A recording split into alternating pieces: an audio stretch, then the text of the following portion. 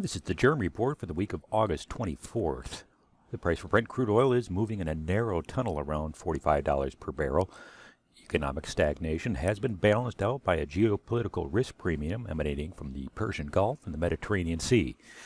The political and social chaos in the United States, meanwhile, is bruising investor confidence. Brent finished the week down 1%, in line with the GERM Report's latest alert to finish trading Friday at $44.93 per barrel. U.S. federal estimates show that about half of total U.S. crude oil production in the U.S. waters of the Gulf of Mexico were shut in ahead of tropical storms Marco and Laura. That's about 1.1 million barrels per day idled. BP and Chevron by Friday had already started pulling staff from offshore. As of Sunday, personnel were evacuated from 114 offshore platforms, about 18% of the total. Marco was downgraded to a tropical storm overnight, though the National Hurricane Center warned of life-threatening storm surge. Forecasters expect to issue hurricane warnings for Laura ahead of the expected landfall on Thursday. Laura had already dumped heavy rain on parts of the Caribbean and is expected to strengthen as it follows Marco into Pad 3.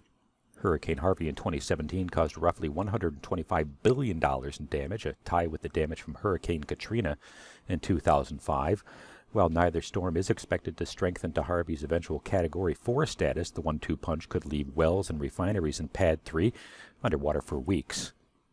Total U.S. crude oil production is down some 12% from last year after crude oil prices plummeted in April and hobbled much of the industry. Federal estimates, however, show offshore production is expected to increase some 7% from the second quarter, compared with an anticipated 2% gain from the shale basins in the lower 48. Few things affect the world the way weather does, but the economics of the oil industry gives it a competitive edge against climate initiatives. U.S. President Donald Trump started pulling his country out of the Paris Climate Accord, ripped up restrictions on methane emissions, and overhauled the so-called Environmental Protection Agency in favor of the energy sector. As a candidate, the president promised to eliminate the federal overreach he said was inhibiting the nation's energy sector.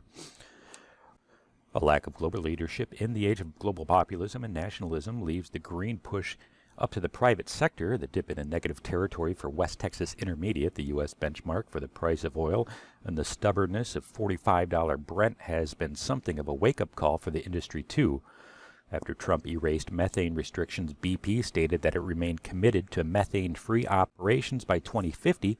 In early August, the company said it would increase its investments in low-carbon energy alternatives tenfold by 2030.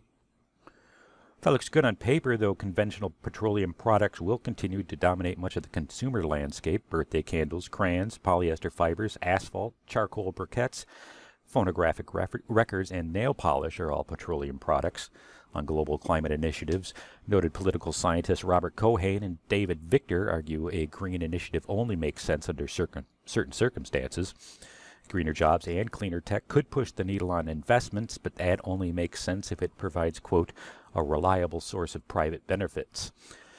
Norwegian energy company Equinor may have taken oil out of its name in its most recent rebranding effort, though oil will remain a dominant global commodity for the foreseeable future.